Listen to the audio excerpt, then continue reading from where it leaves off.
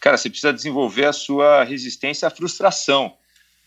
E era realmente o aspecto mais atrofiado, não totalmente resolvido até hoje, né? Que é essa frustração do tipo, pô, tudo que está ao meu alcance foi bem preparado, planejado, ou não me conformo disso estar acontecendo numa velocidade abaixo do previsto.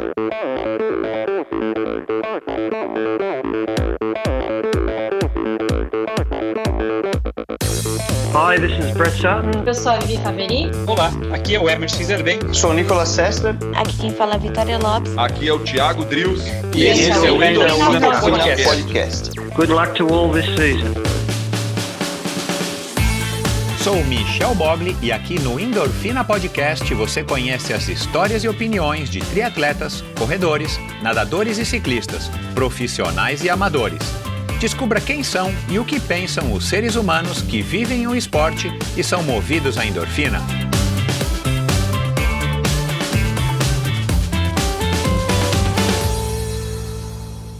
Olá, seja bem-vindo a outro episódio do Endorfina Podcast. Os episódios do Endorfina Podcast são editados pela produtora Pulsante. Bom, pessoal, muito bem-vindos. Prazerzaço bater um papo agora aqui de novo com vocês. O episódio de hoje é um episódio especialíssimo. Foi uma grande honra receber aí essa figura, o Paulo Kakinoff, essa personalidade, né? Esse mega empresário, administrador, na verdade, né? Não é um empresário, mega administrador, mega executivo. Foi um grande prazer recebê-lo e eu tenho certeza que vai valer a viagem aí. Apertem os cintos, para fazer aqui uma brincadeira, apertem os cintos e vamos viajar aí com essa conversa muito legal e com o Paulo Kakinoff, porque é bacana, eu disse isso para ele, né, quando eu fiz o convite a ele. É muito bacana ter pessoas do naipe dele, da categoria dele, não só como pessoa, né, não só como ser humano, mas como executivo, porque isso dá uma projeção para os nossos esportes, dá uma projeção para o triatlon, para a corrida de aventura, para o ciclismo, que é o esporte que ele tem praticado mais agora.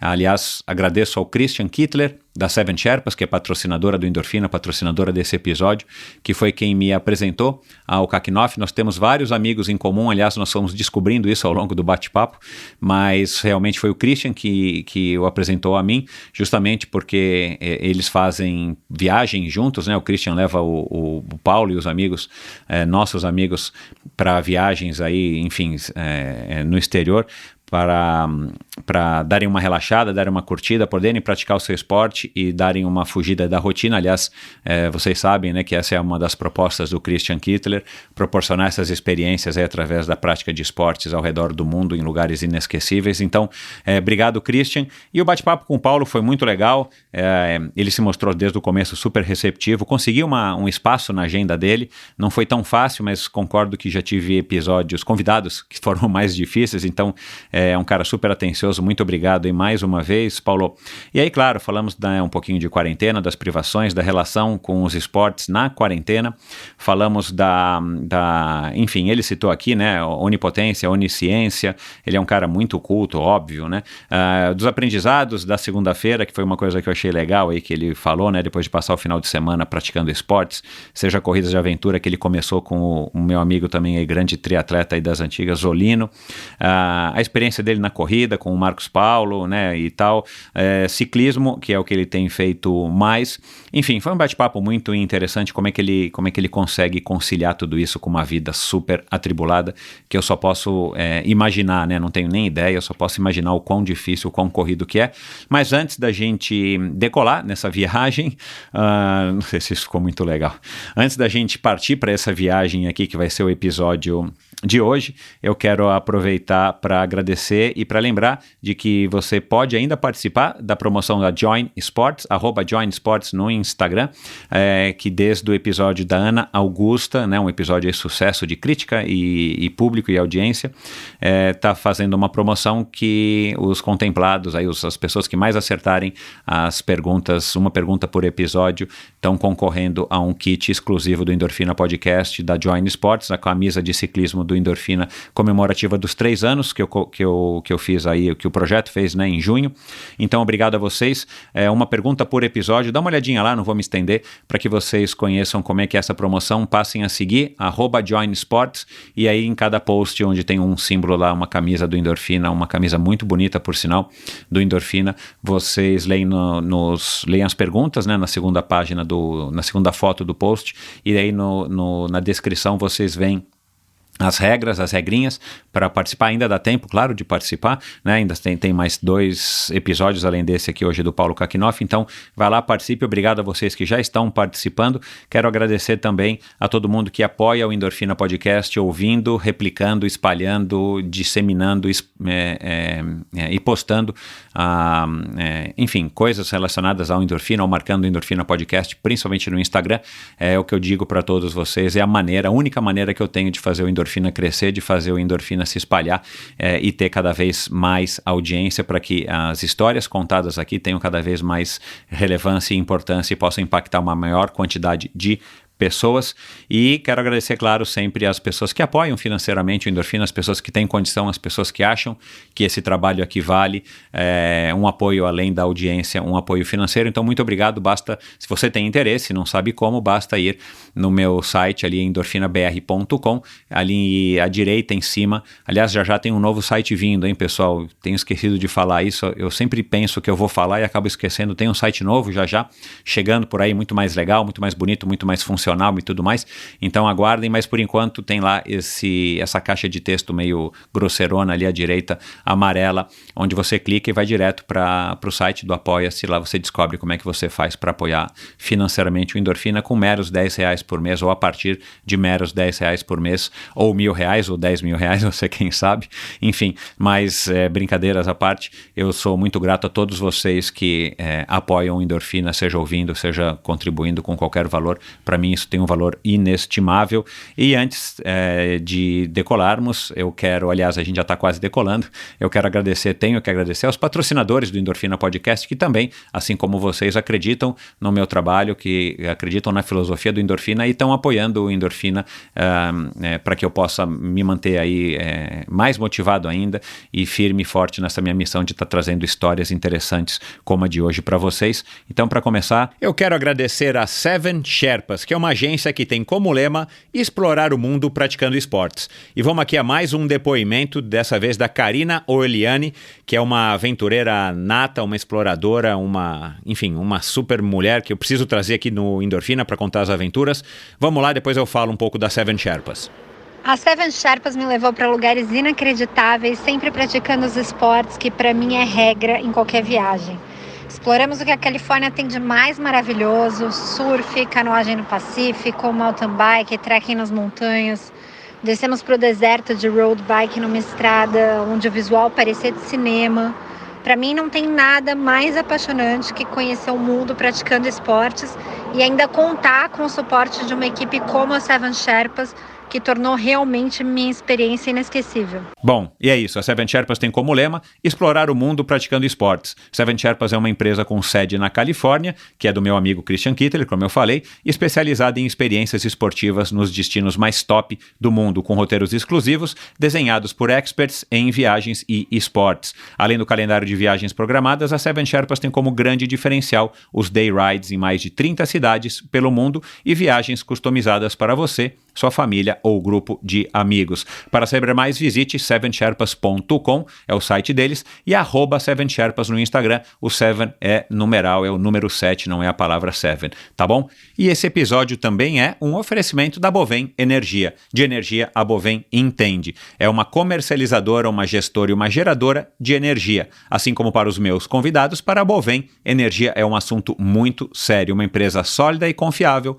com profissionais experientes e treinados para lhe oferecer agilidade no atendimento, robustez e competência na condução dos negócios. Saiba mais em bovem.com.br. De energia, a Bovem entende. E lembrando, como sempre, o Endorfina apoia a iniciativa do Mosqueteiros do Esporte, um site de patrocínio coletivo de atletas. Incentive um jovem atleta profissional e receba ainda, descontos em diversas lojas e prestadores de serviço. Seja você a diferença na carreira de um jovem talento, doando, contribuindo com R$25 ou a partir de R$25 mensais, você vai vai fazer com certeza a diferença aí na vida de jovens atletas profissionais. Então você conhece esses atletas, quem são esses atletas no mosqueteirosdoesporte.com.br e você pode seguir o trabalho do Marcelo Sintra, que é o criador do Mosqueteiros do Esporte, através do @Mosqueteiros do Esporte no Instagram e Mosqueteiros do Esporte no Facebook. Então vamos lá agora para mais um bate-papo muito legal com o Paulo Kakinoff. Formado em administração de empresas pelo Mackenzie, ele trabalhou na indústria automobilística por 19 anos antes de migrar para o setor aéreo. Um sujeito simples, querido pelos amigos e admirado por colegas, que é referência quando o assunto é liderança. Fora do mundo corporativo, das intermináveis reuniões e viagens a trabalho, o esporte ocupa um espaço de destaque em sua vida. Praticante da corrida há 2 décadas, ele também participou de provas de aventura, triatlons e nos últimos 8 anos vem se dedicando ao ciclismo. Agora, se você está imaginando que sobre as 2 rodas ele busca o mesmo conforto das poltronas da primeira classe, lê do engano.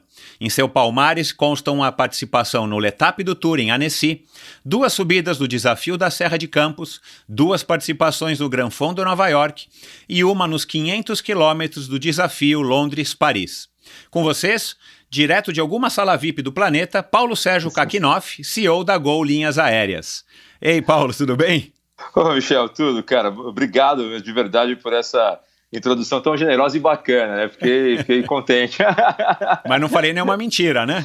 Não, nenhuma, cara, absolutamente nenhuma, né? Aliás, agora, por força do Covid, eu tenho me sentido assim, literalmente passarinho na gaiola, né, cara? Porque já a vida executiva normalmente te leva a viajar muito e na aviação, então, é literalmente a rotina diária. Pois é. Então, eu adoraria realmente poder estar falando contigo de uma sala VIP aí ou de um aeroporto. Tô sentindo falta, cara.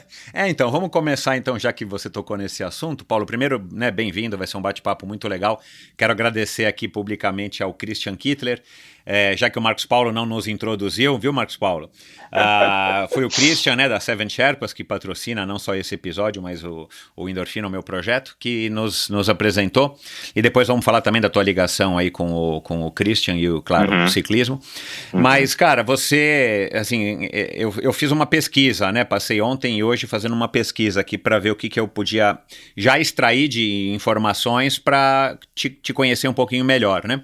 E eu faço isso com todo convidado, mas, é bizarro. Tudo que eu puxo aqui de... Inclusive, eu quis descobrir de onde que vem esse teu sobrenome, que eu quero te perguntar. E descobri que a maior incidência desse seu sobrenome é no Brasil. Não sei porquê, não sei se o site que eu procurei é confiável. Tem, acho que na Nicarágua, uma densidade maior... que também não sei se é verdade, mas aqui no Brasil é onde tem mais Kakinoffs, né? Mas enfim, cara, o que a gente vê no seu nome, né, no Google, é coisa, cara... É bronca, né, pro linguajar aí de quem não é do mundo corporativo, cara. É desafio, é reunião, é plano do BNDES de ajuda agora às companhias aéreas e tudo mais. E, aliás, eu não vou te perguntar nada do spread price, da subscrição de ações, de como é que vocês vão trabalhar com esse plano de ajuda, porque eu já entendi que... eu já entendi que eu não entendi nada, né? E deve ser um negócio, assim, mais complicado do que qualquer subida do L'Etape du Tour, mesmo na França. Mas, enfim, cara, como é que você está administrando? Tudo bem que a gente já faz aí mais de 60 dias que está trancafiado. Mas como é que você administrou, talvez, a ansiedade, mas o teu estilo mesmo de vida, de, cara, não parar um minuto, tá sempre, né, em reunião, sendo assediado, viajando, enfim, né, numa rotina normal de muitos executivos, né, ainda mais na sua cadeira. Como é que você, de repente, se viu trancafiado em casa? E claro, continuando com reuniões, teve aquela fase de adaptação, como que nós vamos fazer? Era para eu estar lá, não estou, mas como é que eu vou fazer, né? Qual é a ferramenta a utilizar? Mas assim, depois que você se acostuma com isso, cara, você não cruza mais com as pessoas, né? Você não tem mais aquela coisa que vou de um andar para o outro na empresa, ou não, peraí que agora eu vou para a sala de reunião tal, agora eu vou para reunião com os acionistas tal. Como é que você lidou com isso? Foi difícil ou de fato está sendo, entre aspas, também um descanso nesse sentido? Michel, essa pergunta ela tem muito a ver, inclusive, com a história do esporte, né? Como tudo começou, porque, respondendo objetivamente, o Covid ele está trazendo para todos nós, né, privações impensáveis. Evidente que essas que a gente está falando agora são absolutamente insignificantes perto das pessoas, né, que estão vivendo realmente um pesadelo, né, de vidas destruídas ou perda de emprego. Mas, evidentemente, trazendo na perspectiva pessoal, né, o que foi a tua pergunta, como isso afetou, a privação de dar vazão a duas coisas que me são muito importantes, que eu acho que um excesso de energia que se renova a cada noite, né, que eu durmo, e ao mesmo tempo a impossibilidade de estar perto das pessoas, convivendo, né, com as pessoas que eu gosto muito, em especial minha família, meus pais, né, tenho a turma do grupo de risco da minha família, que a gente está distante, e num momento que eu lamento muito por isso. Eu estou com 2 filhos pequenos, o João de 5 anos, a Gabriela de 2, e aquela fase deliciosa, né, das crianças, onde toda semana você tem coisas incrivelmente fofas, né, acontecendo com eles, e eu lamento muito dos meus pais, né, dos meus sogros também, não estarem impedidos dessa convivência. Então está pegando para mim muito nessa dimensão da família e na dimensão dos amigos, né? Eu acho que a segunda característica que me define desde cedo é ser um cara gregário. Eu gosto muito realmente de estar com as pessoas e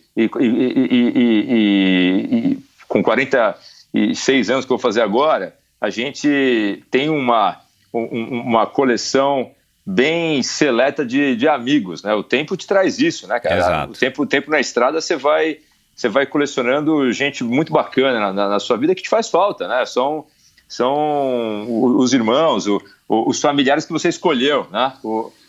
Esses amigos. Então, as duas privações estão sendo pesadas, mas ao mesmo tempo, né? Quando a gente olha para fora da janela, no noticiário, o que está rolando, parecem ser sacrifícios bem pequenos em comparação com o que tem sido imposto. Um aspecto curioso é que eu acho, cara, que falando de volume diário de prática de esporte ou de gasto de energia, talvez seja atualmente uma das fases mais intensas, né, que eu tenho vivido, abusando de um aspecto positivo da palavra, abusando de um dos principais efeitos, né, que o esporte me trouxe, que é justamente compensar, ser uma espécie de balanço ou um vetor de equilíbrio para uma cabeça que não para nenhum segundo e nesse momento sob uma pressão adicional de estar num setor altamente exposto aos impactos que a crise trouxe, que o Covid trouxe. No setor aéreo realmente um dos mais afetados nesse momento de Covid. E isso, sempre que eu me vi em situações assim, as situações de pressão adicional, de estresse, além, né, do que a vida executiva normalmente já traz, eu felizmente sempre tive no esporte uma válvula, eu não vou dizer nem de escape, né, mas uma válvula reguladora de pressão. Uhum. Porque ela me permite um bom equilíbrio entre corpo e mente para enfrentar esses desafios, né, que na minha perspectiva, na perspectiva profissional, são as minhas ultramaratonas, né, são os meus desafios mais pesados. Então, cara, o Covid, ele trouxe uma mudança repentina, né, para a gente, de hábitos e de rotina, mas, ao mesmo tempo, eu acho que ele está, para ficar num termo do mercado financeiro, eu acho que um bom efeito que o Covid trará é saber quanto tempo esse efeito irá durar nas pessoas, mas ele está fazendo um ajuste entre valor e preço, está equilibrando o valor e preço. As pessoas estão reprecificando as coisas mais próximas do que elas realmente valem, né? Do que o mercado especulava ou a gente mesmo individualmente especulava. Esse ponto que eu falei logo no início, poder estar durante um dia útil da semana mais próximo da rotina dos meus filhos e até mesmo mais próximo da rotina da minha mulher, né? Entendendo melhor o que é isso de cuidar da casa, cuidar das crianças, lidar com todo, eu diria quase que um back-office, né? Para a minha própria vida profissional, né? Cuidar de todas essas coisas, tem sido não só um aprendizado, mas também um mega prazer. Entre o saldo, né? Como jornada pessoal do Covid, eu acho que para todos nós deverá ser positivo. Mas eu ainda tenho muita curiosidade de saber quanto tempo isso vai durar, né? Esse efeito de revalorização das coisas, quanto ele vai ficar realmente na sociedade. Pois é, eu também adoraria ter essa resposta, e eu já oscilei entre achar que nada vai mudar, entre tudo vai mudar, e agora eu estou mais numa fase que talvez não vá mudar tanto, vamos ver. Tomara, né, que nós como seres humanos, né, como humanidade, que a gente consiga evoluir para frente, evoluir mesmo positivamente, aprendendo lições importantes, principalmente no convívio uns com os outros, né, na relação que a gente tem global mais do que nunca hoje em dia, né? Particularmente eu não estou no hall de profetas, né? Essa crise produziu profetas aos milhões, né? Verdade. Eu não estou naquele grupo que acredita que o famigerado novo normal, né, vai ser tão disruptivo assim como quando comparado com o que a gente já vivia, né? Eu tenho certeza absoluta que o desejo das pessoas, óbvio que eu estou fazendo uma generalização perigosa, né? Não são todos, mas a maioria das pessoas continuará dando muito valor para a experiência de ir a um restaurante com os amigos, viajar, evidentemente, ir ao cinema, ao vivo, né? Tá com a turma em festa, parque. Eu acho que essas coisas não vão mudar. Acho sim que a crise está funcionando como um catalisador, né, um acelerador de tendências, coisas que já vinham ali numa crescente, deverão ser aceleradas, né, para ficar nas mais óbvias, a história da digitalização, o uso maior do streaming, mas essas coisas todas não foram criadas agora. A telemedicina não foi criada agora, o Netflix não foi criado agora, a videoconferência não foi criada agora, elas já vinham numa crescente, ano a ano, e agora disparam, né? Mas esse novo normal, para mim, é muito mais um acelerador do que necessariamente uma vida totalmente diferente do que a gente estava imaginando, né? Já que você tocou nesse assunto, eu não sei agora exatamente a proporção, mas assim, dizem que, sei lá, tipo há 50 anos, em 1950, até lá a gente evoluía X unidades, ou não me recordo aqui agora, mas a gente evoluía num ritmo. Aí depois de 1950 para cá, a cada ano que passa corresponde a X anos dessa época, né? Uma espécie de escala. Será que quando a gente olhar para trás no Covid, nessa época do Covid, vamos dizer 2020, né? Que tomara que a gente resolva isso mais ou menos 2020, 2021, mas sei lá, daqui a 10 anos ou 20 anos a gente vai olhar e vai perceber que nessa faixa aqui de 2020 para 2021 a gente teve uma aceleração de desenvolvimento aí de uma maneira geral e ampla, né? Será que a gente vai conseguir enxergar isso, hein? Olha, aí eu tenho até mais convicção até, né? Entrando nesse novo esporte aí das profecias e de definir o que vai ser o mundo.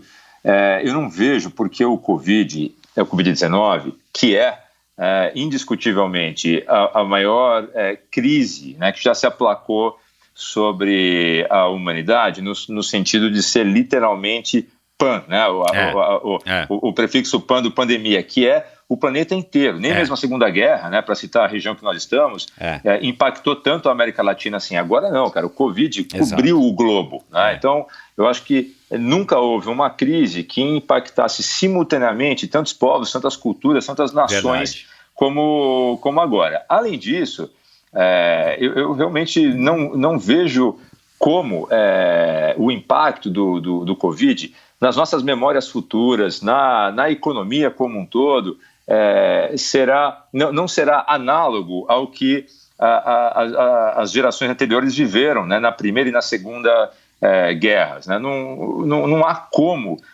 ser algo diferente disso, na minha opinião. Legal. Então,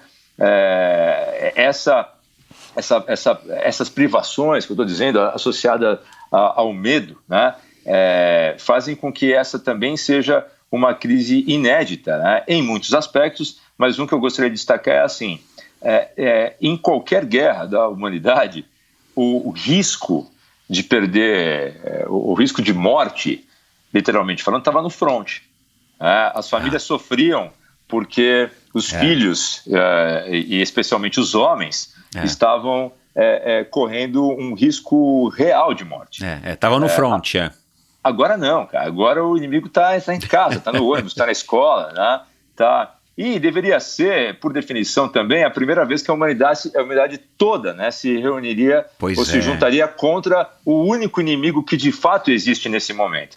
Só que, lamentavelmente, especialmente aqui no Brasil, a gente está produzindo outros inimigos, né, nessa polarização surreal, bizarra que a política nos traz. Mas eu acho nesse caso eu tenho convicção mesmo, que será algo extremamente marcante e inédito. O ineditismo desses aspectos que eu acabei de falar, além deles, outro relevante em nenhum outro momento da história, tanta gente, até porque o planeta nunca foi tão populoso, tanta gente foi simultaneamente impactada pelo mesmo problema. É o maior desafio que a sociedade, de forma conjunta, já enfrentou na história. Esse talvez seja o aspecto mais relevante do ponto de vista da dimensão. Ao mesmo tempo, ele é estimulante em relação ao futuro, porque nessas crises que eu falei, acho que a mais comparável, as mais comparáveis seriam as grandes guerras, né? Nós tivemos acelerações importantes de tecnologias que estavam ali se iniciando, deram um salto, e outras que foram criadas, né? Ainda aquelas que foram criadas para destruição, para uso bélico, como a bomba atômica, ela gerou um salto na aplicação, no uso da ciência, justamente dessa tecnologia para medicina, para geração de energia. Eu tenho um misto, né, de confiança e expectativa que esse será também um legado. A gente vai olhar para trás e vai ver como muitas coisas foram aceleradas, né? Eu torço por uma em especial, que é a qualidade da telemedicina, né? Imagina o que isso realmente pode mudar, não só no acesso, né, do ponto de vista físico e na disseminação, mas especialmente nos custos, né? A gente pode tornar a boa medicina algo acessível para bilhões de pessoas no planeta. Eu tenho uma boa expectativa nesse sentido. Legal, tomara. É bacana essa tua visão. Mas, bom, vamos falar aqui do assunto principal aqui da pauta de hoje, que é a tua relação com os esportes, cara. De onde é que vem isso? Você é criado, né, em Santo André, você, né, me disse que praticou tênis, taekwondo, vôlei e tal até os 18 anos. Assim, conta um pouquinho aqui das tuas origens e como é que foi a tua apresentação ao esporte e a tua relação, principalmente nesses primeiros anos de vida até a vida adulta.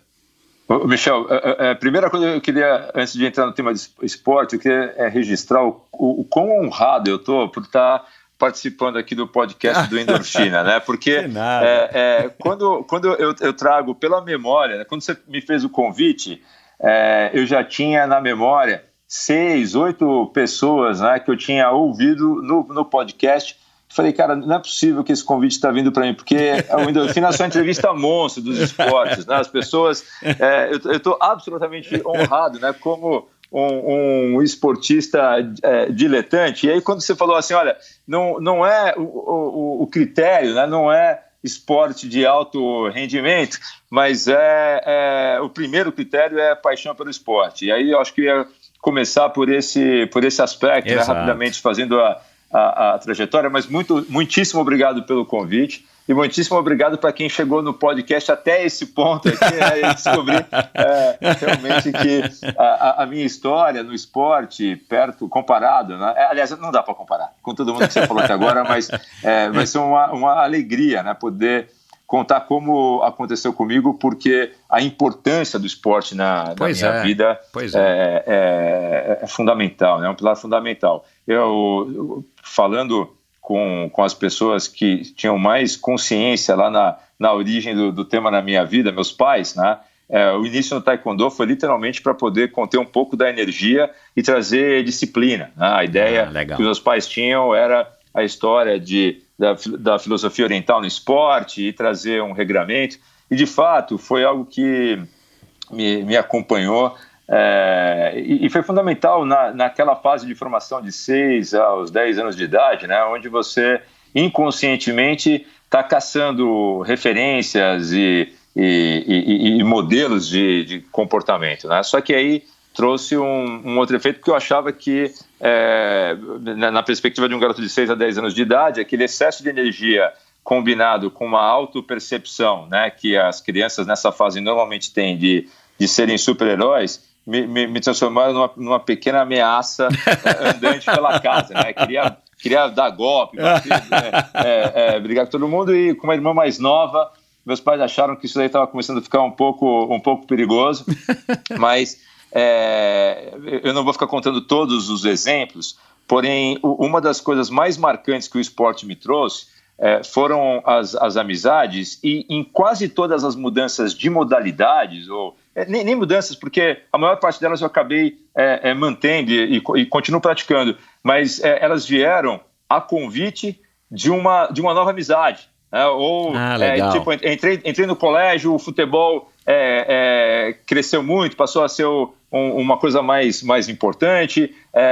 Do taekwondo eu fui para o tênis porque eu tinha um vizinho, meu melhor amigo de infância, a mãe dele jogava tênis, ia para o clube todo final de semana e levava para jogar. Foi meu esporte nessa fase, né, dos 10 ou 13 até entrar no colégio. Quando foi o colégio, eram muito fortes, tanto o futebol, sempre foi, mas especialmente o vôlei. Para quem é da minha idade, com 46 anos, naquela época no ABC, especialmente em Santo André, quando eu estava adolescente, o vôlei era muito forte por causa do time da Pirelli. Claro. E era aquela geração de times, o Bradesco, o Atlântica Boa Vista, Minas Tênis, Pirelli, Banespa, que produziu, né, um número grande de jogadores que culminaram na geração de prata do vôlei. Então, aqueles foram meus primeiros ídolos no esporte mesmo, e em Santo André, como era uma das sedes, um dos polos, né, todo mundo jogava vôlei na rua naquela época, era impressionante, todas as ruas tinham uma rede de vôlei. Acabaram sendo esses dois os esportes principais na minha vida, nessa fase dos 13 aos 18 anos. Depois, acabei, dessa minha época de infância e de adolescência, o que acabou ficando para a vida toda, e sempre que tem uma oportunidade, apesar da frequência ser bem menor do que os outros esportes que eu faço hoje, tênis e futebol. São duas coisas que eu gosto bastante de praticar. O futebol você ainda joga, enfim, com frequência? Jogava, né, pelo menos até a quarentena? Eu tento com a mesma frequência e performo muito mais raramente do que antes, né? O futebol claro. Impressionante, que eu não imaginava que, pelo menos para mim, o futebol é o esporte que eu mais senti a queda no rendimento físico com o passar do tempo, né? Um esporte, obviamente, super demandante do ponto de vista do condicionamento físico, mas tem o lance do impacto, né? Sem dúvida. E realmente, jogar com a garotada faz uma diferença grande, né? Pelo menos em comparação com os outros esportes que dependem menos, né, do quanto você vai conseguir ali segurar a porrada, o físico. Eu digo isso, deve ser porque nunca fui exatamente um craque, né? Então eu performava muito mais me garantindo ali no condicionamento, na corrida, do que exatamente pela habilidade. Mas é um esporte que eu adoro e uma modalidade que eu sempre pratico, sempre que possível. Legal. E como é que você caiu nesse mundo corporativo? Era já uma vontade sua? Você escolheu a administração de empresas naturalmente ou foi conflitante? Também passou por aquela fase de 1000 dúvidas e de repente você escolheu a administração e por acaso, né, até por conta aí de trabalho, oportunidade, você caiu no mundo corporativo? a coisa que mais me influenciou profissionalmente, falando normalmente você tem ou pessoas ou situações, isso, né? Foi o fato de ter, com certeza, nascido na região que é o berço da indústria automobilística no Brasil, claro, né? Em Santo André, ali no ABC. Naquela época, especialmente, né, eu tive minha infância e adolescência foram nas décadas de 80 e 90, a indústria automobilística era absolutamente pujante. O então presidente Fernando Collor tinha aberto o mercado para importação e para mim, cara, ter nascido em Santo André, se eu tivesse nascido lá e não gostasse de automóvel naquela época, era quase como nascer no Havaí e não surfar. A cultura automotiva é muito forte. Meu pai trabalhava na indústria, tios trabalhando na indústria também. Então, o carro, cara, sempre foi uma coisa presente. Claramente, foi a minha primeira paixão e que me acompanha até hoje, automóvel. Foi a primeira máquina e de todas as máquinas, aquela com a qual eu tenho uma relação mais emocional. Mas o que realmente me definiu profissionalmente, e muito cedo, muito antes, inclusive, da necessidade de escolher a faculdade que eu faria, o curso superior que eu faria, foi sacar que a minha paixão por máquinas não era somente na perspectiva da engenharia, né, que isso me fascina demais, como as coisas são montadas e agora na aviação, né, eu realmente olho para um avião e gosto de pensar nesse equipamento na seguinte perspectiva. É um pouco lúdico, mas eu acho que ilustra bem, né, o que é essa minha relação com máquinas e a principal vertente da minha vida profissional. O avião é um invento para o padrão histórico da humanidade muito recente. Tem pouco mais de 100 anos. Né? Verdade. E se você imaginar, cara, todos os elementos que compõem uma aeronave hoje, uma aeronave comercial, eles eram soltos na natureza há pouco mais de um século. Atualmente, o avião é uma máquina, né, que a qualquer momento, esquece o período de Covid, mas no mundo contemporâneo, antes do Covid, qualquer segundo do dia que você parar para pensar, tem 10 mil aviões nos céus do planeta. E esses aviões estão transportando todos os anos o equivalente à metade da população mundial, 3,5 bilhões de bilhetes são vendidos.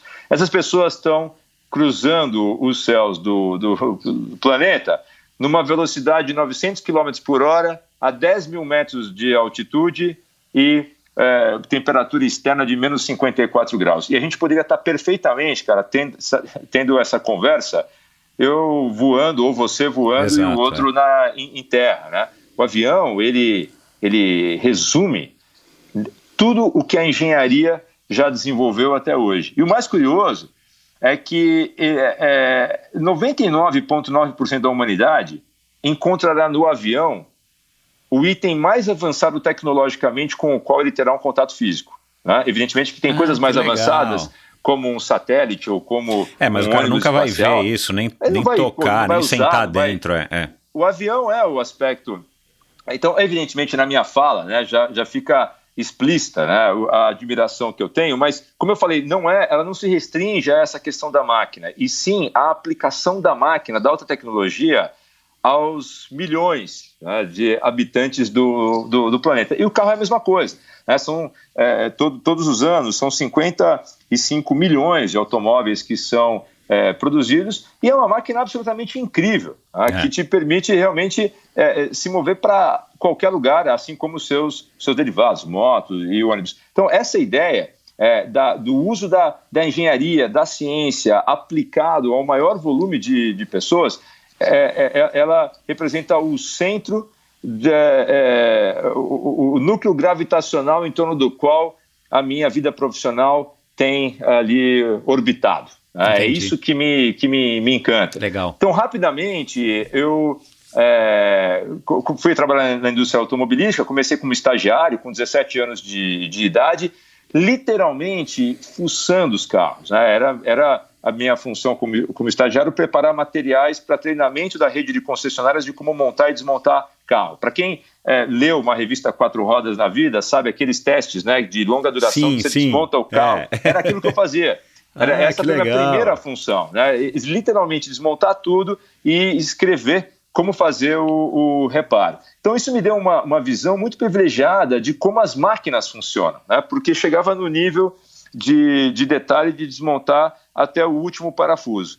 E aí o que me faltava era justamente a perspectiva de como administrar isso, como levar isso, né, para a força de uma empresa, como seria a gestão realmente de uma empresa. E assim eu escolhi a administração como um curso propositalmente mais generalista, nessa ideia de eu combinado o conhecimento técnico, que eu já tinha na época, eu tinha feito o 2º grau em tecnologia eletrônica. Eu pensei, se eu conseguir aliar isso, associar esse conhecimento técnico com uma habilidade, né, de gestão, de administração, eu provavelmente vou ter a oportunidade de fazer uma coisa positiva dessa combinação, né, que é a aplicação em larga escala de soluções de tecnologia, e assim eu escolhi esse curso e estou, né, já ao longo da minha carreira profissional toda nessa ambiência automóvel, moto, carro, avião, e todos eles aplicados ao maior volume possível de pessoas. Eu imagino que você disse que continua adorando o carro, né? Imagino que você então adore dirigir. Você já por acaso aprendeu a pilotar? Sim, eu tive que fazer, logo que eu entrei na aviação, um dos principais desafios, né, que eu me impus foi aprender como esse negócio realmente funcionava. E é muito difícil, é um caminho muito mais longo tentar absorver esses conceitos pela observação, ou pelo contato. E em especial, para ter um nível melhor e mais qualificado de interação com um grupo absolutamente especial, que são os pilotos, controladores de voo, e até mesmo os reguladores, rapidamente eu enxerguei nessa ideia de fazer o curso de piloto privado como uma oportunidade de casar essa necessidade com um desejo que é intrínseco meu, claro, né, que me acompanha desde sempre, entender como as coisas de verdade funcionam, né? Eu era aquela criança que desmontava as coisas, né? Demorou muito tempo para eu aprender como montar, mas eu era o cara que desmontava, procurando entender como as coisas funcionam, e isso assim até hoje, né? De cinema, né, até satélite, é algo que eu estou sempre lá procurando, fuçando, e graças a Deus a gente tem hoje um nível de acesso a conhecimento, né, que é o maior privilégio, eu acho que da nossa da vida contemporânea, né? Nós somos todos absolutamente privilegiados por vivermos numa era onde existe a internet, onde existe o acesso irrestrito à informação. Você estava falando no começo sobre a curva exponencial, né, de acúmulo de conhecimento que a humanidade tem. Nesse momento, claramente, evidentemente, em função da internet. Na década de 40, o nível de conhecimento acumulado que uma pessoa dessa nossa idade, 40, 50 anos, tinha, acumulado na vida, equivale ao que nós recebemos de informação hoje em um dia. Olha lá, é isso aí. E isso é medido de várias formas. Também a expectativa de vida naquela época era essa, de 46, 50 anos no máximo. Tá? Então, a evolução do ser humano está acontecendo em todas as dimensões, mas quando a gente olha, né, eu acho curioso quando eu vejo as pessoas olhando de uma maneira saudosista para o passado, né? E é normal, todos nós fazemos isso. A gente tem a ideia de fantasiar, né, que no passado as coisas eram mais fáceis. A partir de uma certa idade, né? Isso significa que a gente está ficando velho, né? Exatamente.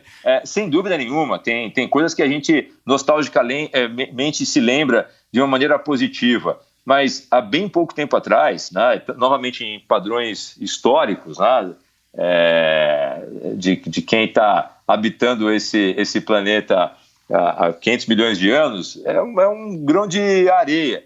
mas há bem pouco tempo atrás, nesse grão de areia, a gente está falando da década de 40 e 50, as pessoas estavam literalmente morrendo de um conjunto de doenças muito maior do que a gente está exposto agora. Né? A gente não tinha absolutamente sarampo matava, catapora matava, o tifo, e muitas vezes as pessoas morriam pela absoluta ausência de recursos básicos, como água potável, que lamentavelmente ainda não é algo acessível, né, para absolutamente toda a humanidade. Então, o mundo só ficou e só tem ficado, né, com o passar do tempo, um lugar menos inseguro, por mais paradoxal que isso possa parecer, e mais saudável, o acesso a conhecimento que nós temos hoje, né, de tudo.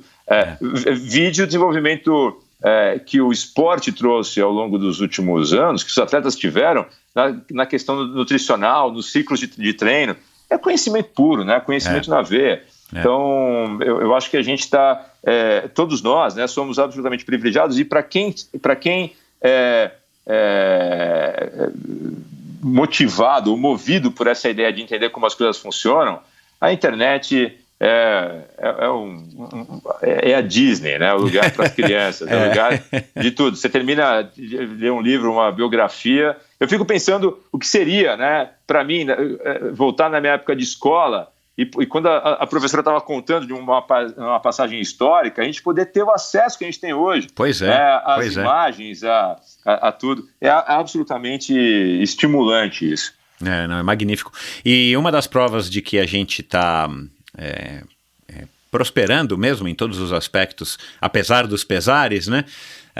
Como população, como espécie, é que nós já somos mais de 7 bilhões de seres humanos, né? Se a gente tivesse fracassado, né, a gente não teria prosperado em quantidade, né? Embora algumas condições não sejam universais ainda, o que é uma pena. Mas vamos lá. E aí você começa, aí você está fazendo a faculdade de administração, pelas minhas contas aqui, você começa a correr no meio do curso, né? E aí eu imagino que tenha sido justamente também pela época, né, pelo ano que eu imagino que tenha sido, por causa também do boom da corrida, que acabou se tornando uma coisa bem popular, né? Teve o primeiro boom através do Cooper, e aqui no Brasil teve esse segundo boom aí por volta aí dos anos 2000, que tinha corrida todo final de semana e as assessorias esportivas proliferando, e aí a corrida acabou se tornando uma coisa mais comum, não era só a São Silvestre, só para quem era, enfim, humilde, estava buscando alguma forma de ganhar a vida. Foi por aí que você resolveu começar a correr? Ô Michel, para mim foi... na época, eu te confesso que eu nem fui tomado por essa onda. A corrida surgiu em função de ter assumido uma posição executiva e que já demandava muitas viagens. Então, legal. A corrida foi e é, até hoje, o esporte que eu pratiquei com o maior volume, pela conveniência de colocar o tênis na mala, um short e poder estar praticando em absolutamente qualquer lugar. Mesmo na época da indústria automobilística, eu já viajava demais. Os números, não vou ficar cansando vocês aqui, mas os números assim de voos, de viagens a trabalho que eu já fiz, e até localidades, né, estados, países, são, tenho certeza, acima da média, né, das pessoas nessa idade, pela força da minha profissão e do meu desenvolvimento profissional até aqui. Então, diríamos que você teve o standard mais alto de qualquer programa de milhagem existente nessa tua época, nessa tua vida, né? Não tinha programa Smiles, não tinha múltiplos, não tinha nenhum que você não era o Mega Master Super Plus. Cara, era acúmulo de milhas. Era isso mesmo, e era aquele ouro de tolo, né? Porque você sempre fica orgulhoso de olhar aquele mega estoque de milhas e falar assim, nossa, eu vou aproveitar isso pra caramba. Só que o dia de você realmente curtir isso, de usar pra você, nunca chega, né? Exato. Quando eu passei da indústria automobilística para aviação, o meu principal cartão era Lufthansa, por conta das viagens para a Alemanha, né, onde era a sede do grupo Volkswagen. E eu me lembro que o status do programa de fidelidade chamava ON, né, de H-O-N, e tinha no Brasil na época, não sei se mudou muito, na época tinha acho que 40 ou no máximo 50 pessoas que tinham esse status. E eu conhecia todo mundo, e era todo mundo muito parecido, das mesmas empresas alemãs voando para lá, que ficavam super orgulhosos, né, desse estoque de milhas, e eu acho que nunca ninguém gastou direito isso curtindo. Então, a corrida, cara, a primeira motivação foi essa. E logo no começo, ela me trouxe o aspecto que era acessório e acabou sendo o principal, que é realmente a possibilidade de você conhecer os lugares. Quem viaja a trabalho, normalmente fica preenchendo essas estatísticas, como eu acabei de falar agora, né, de guia dos curiosos, conhece tantos países, já percorreu milhões de milhas voadas, mas na prática você conhece poucos lugares, né? Um dos que falta eu conhecer, estão ticados ali na lista de já estive, mas que é o lugar que eu mais quero ir agora, é para o Japão. Eu fiquei literalmente 24 horas no Japão. Não conta, não Exato, vale. Nessas 24 horas, ainda nessas 24, sabendo que eram apenas 24 horas disponíveis, ainda consegui arrumar um tempinho para correr, e é uma maneira de ver um pouco da cidade. Exato. Eu tenho absolutamente clara na minha cabeça a quantidade de imagens desses lugares que eu registrei a partir da corrida, de vários lugares. Então, quando alguém me pergunta, você já foi para tal país? E se foi um país que eu já visitei, eu sempre lembro das imagens que eu estava ali capturando quando corria. Então, a corrida passou a ser, sem dúvida nenhuma, o esporte, em termos cumulativos, que eu mais pratiquei até hoje, provavelmente é o que eu vou continuar, justamente por essa combinação, essa flexibilidade. Só depois, isso também, eu acho que tem a ver com o fato da onde eu morava e da minha própria classe social de origem, né? Minha família é de classe média baixa. Então, o esporte realmente mais próximo era o futebol no campo de várzea, né? Não tinha ou muitos outros esportes, tampouco a corrida de rua organizada como a gente já via, né, acontecer em São Paulo e em outras metrópoles, outros centros. Isso, para mim, foi uma coisa que acabou vindo tempos depois, quando eu fui morar na Alemanha, e lá na Alemanha já tinha, especialmente em Berlim, uma cidade plana, né, então já tinha mais gente e grupos mais estabelecidos de corrida de rua, e depois em São Paulo, onde eu acabei me estabelecendo depois dessa fase. Você nunca chegou a competir uma maratona, nem assim, competir, né? Participar de uma maratona, perdão. Nunca. As minhas provas sempre foram 10 quilômetros ou 21, meia, e tem bastante a ver, eu acho isso. Eu tenho desejo de fazer, vou fazer. Eu tenho especialmente movido por aquele mindset que eu te falei antes, né? A curiosidade de saber como é que funciona. Então eu fico ouvindo a minha turma contar, todo mundo fez, né? E boa parte da turma maratonistas excelentes, né?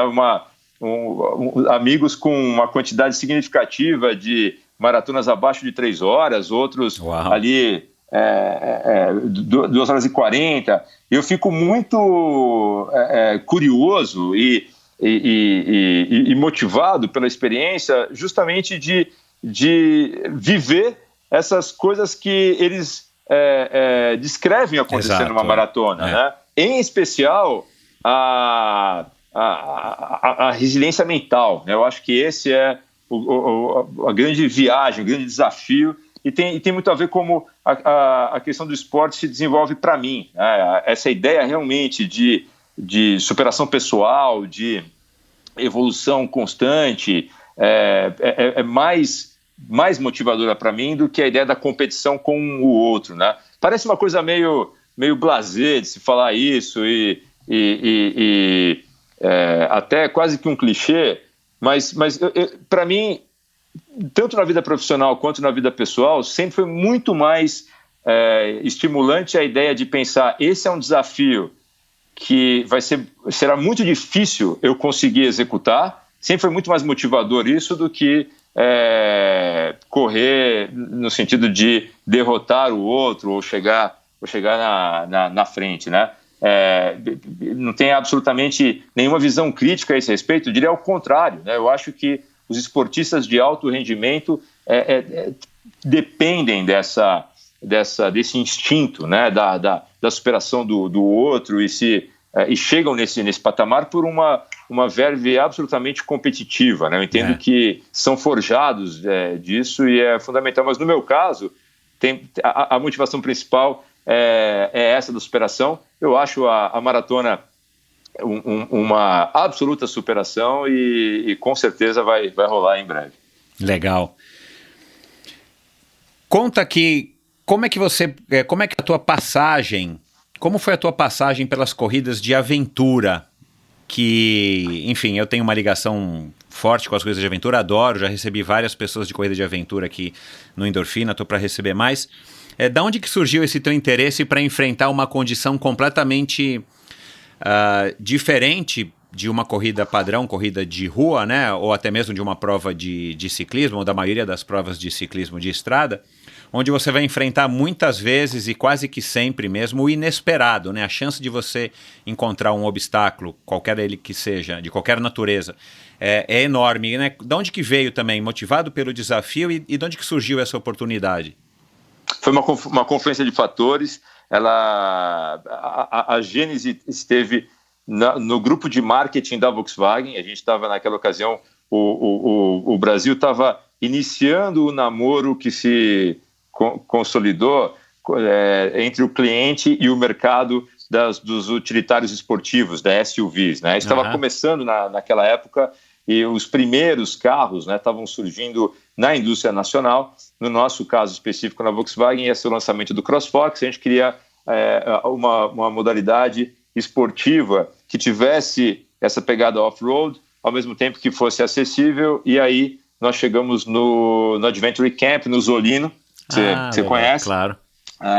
E foi um dos primeiros, né, de muitos caras bacanas que eu conheci nessa jornada, e eu já curtia mountain bike, já corria. Ele falou, cara, você tem toda a condição de fazer isso, tem mais gente na Volkswagen que faz, que curte. Montamos uma equipe e começamos a competir, né, nesse circuito.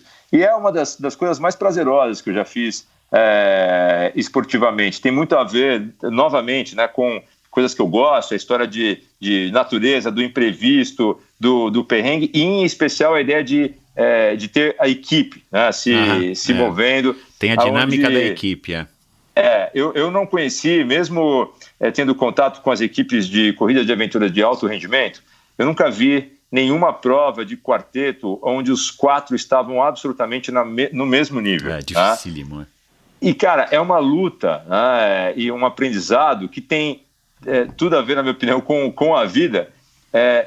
Todo mundo, você combinar a máxima performance possível dos 4 e, ao mesmo tempo, muitas vezes, né, a frustração de não estar indo na velocidade, nesse caso específico, que você individualmente poderia, porque alguém do seu time está na performance abaixo, ou pior ainda, né, você claramente sentir que está sendo lastro.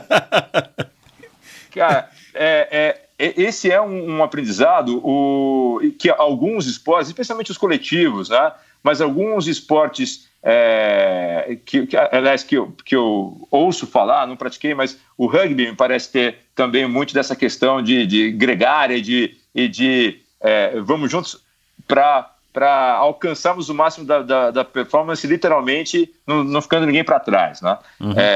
E uma coisa foi retroalimentando a outra, né?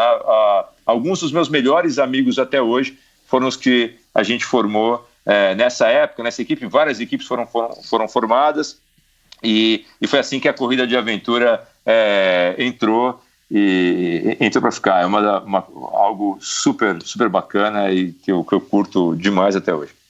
Bacana. De todas as modalidades da corrida de aventura que você experimentou, né? E aí corrida de aventura, né, pode existir N modalidades. Qual foi a modalidade mais legal, assim, que você mais curtiu, que era, enfim, diferente ou fora do padrão, fora do comum para você e que te apresentou um desafio ao ponto de você falar, não, cara, eu, né, como já entendi que você é movido a desafios, deixa eu me dedicar aqui um pouco para minimamente eu não ser também a pedra aqui dessa equipe, nessa modalidade. As provas da Haka, de longa duração, foram as mais desafiadoras para mim, em especial. Na modalidade, essas provas normalmente você tem a corrida, a mountain bike, o remo, né, normalmente de saboneteira e tirolesa. Tá? Tanto Adventure Camp como Haka tem normalmente essa combinação. E a mountain bike, para mim, sempre foi a modalidade dessas que eu tinha mais facilidade. No Haka, você tem as maiores distâncias, as maiores ascensões, né? E ali é onde tem os maiores aprendizados, evidentemente, né? A questão de ritmo, de autoconfiança fazendo você estourar mais cedo. Então, sem dúvida nenhuma, o sofrimento e os perrengues nessas corridas foram talvez os principais aceleradores, né, do pouco que eu me julgo hoje conhecedor, no sentido de autoconhecimento, de como ter a melhor performance possível lidando com o maior desafio das provas, especialmente de longa duração, que é a cabeça. Uhum. Cara, a frustração, né, de você realmente, naquele dia indo bem e alguém se machucou, ou ainda a bike quebrou, ou até mesmo situações extremas, né, navegação equivocada, te joga no meio do mato, mega frio e comida acabando. Então, todas essas coisas acabam te ajudando, né, nessa forja da jornada de autoconhecimento, de paciência, de saber lidar com coisas que são muito análogas da vida, né?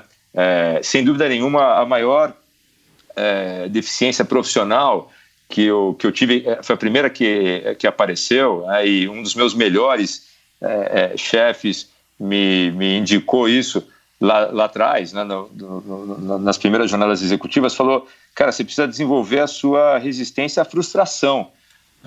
E era realmente o aspecto mais atrofiado, não totalmente resolvido até hoje, né, que é essa frustração do tipo, tudo que está ao meu alcance foi bem preparado, planejado, ou não me conformo disso estar acontecendo numa velocidade abaixo do previsto, num nível de qualidade que eu não, por um fator externo, né? E esse talvez, cara, seja um dos maiores aprendizados para a vida, né? Se não o maior aprendizado para a vida. Nossa capacidade realmente de dominar, controlar as coisas, ela é absolutamente limitada, né? Então, o mais inusitado dessas provas foram justamente aquelas que me colocaram numa situação absolutamente adversa, como fruto da autoconfiança exagerada, ou até mesmo da prepotência, né, de você brigar lá com o navegador. Tenho certeza absoluta, já fiz isso várias vezes, por aqui. Foi uma das melhores provas nossas, assim, eu acabei de destruir o time inteiro, justamente por uma burrada dessa, né? Ô Paulo, e na segunda-feira, quando você passou o final de semana no mato, passando fome, necessidade, sono, brigando, vendo que você não é o maioral, achando que o norte é para lá e você está indo, na verdade, é para o sul.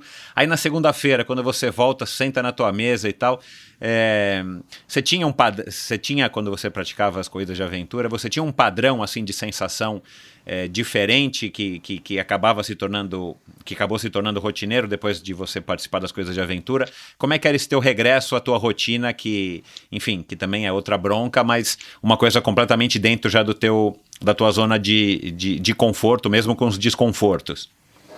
Ô Michel, você sabe, cara, que quando começou essa vida profissional, eu ficava olhando para as pessoas ao meu redor e eu procurava realmente ler as pessoas, entender motivações, comportamentos, né?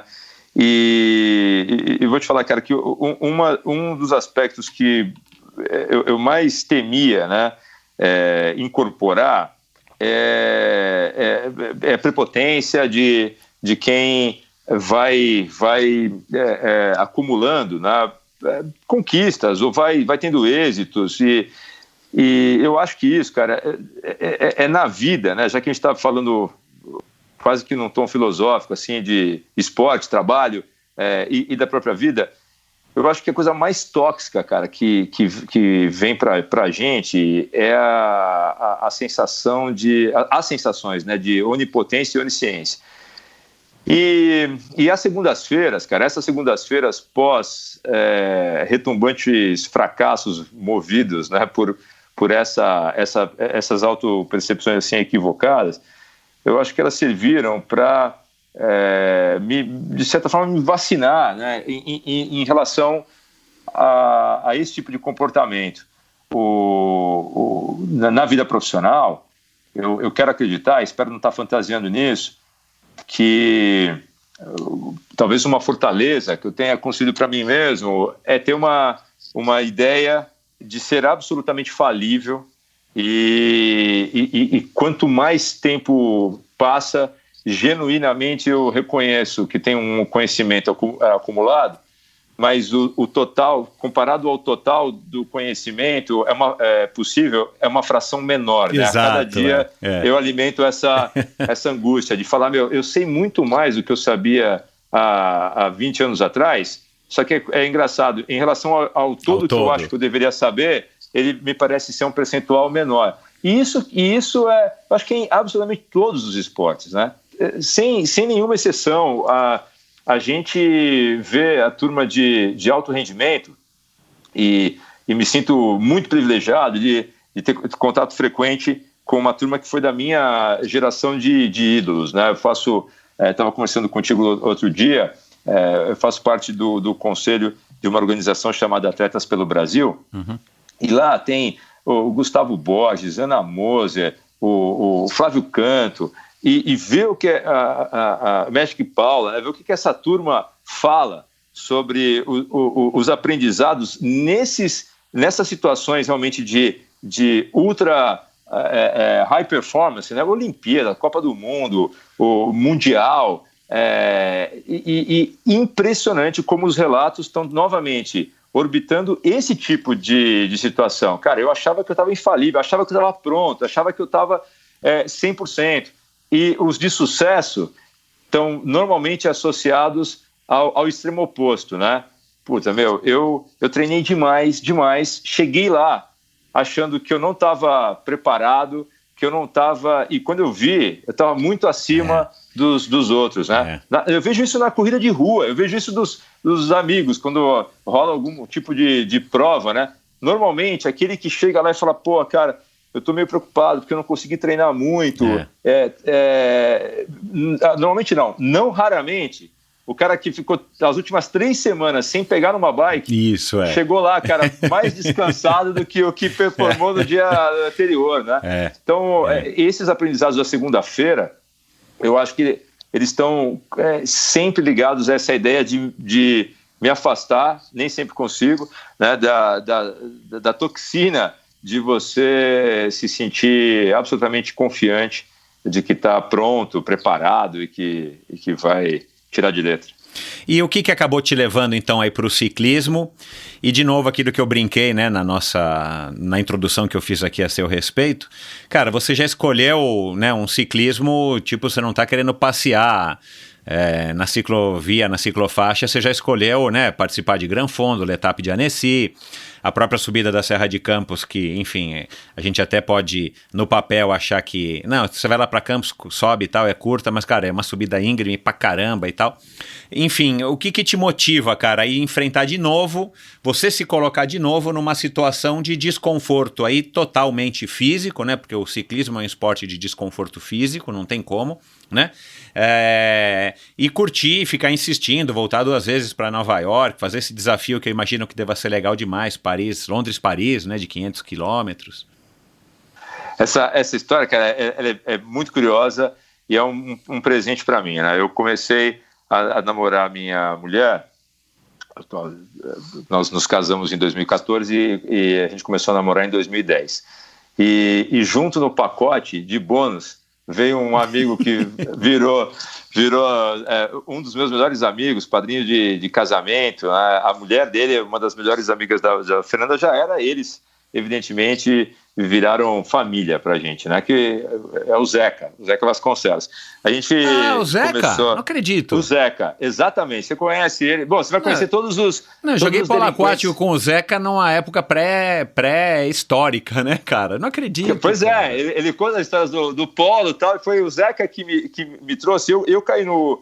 Aliás, me trouxe para esse mundo, e junto, né, com outros marginais da categoria, que você também conhece, o Bechara, o João Paulo, esses caras. E eu caí na besteira, né, na época, de seguir aquela ideia, o Tito, seguir aquela ideia de que do caipira que fala que é junto dos bons que a gente fica melhor, né?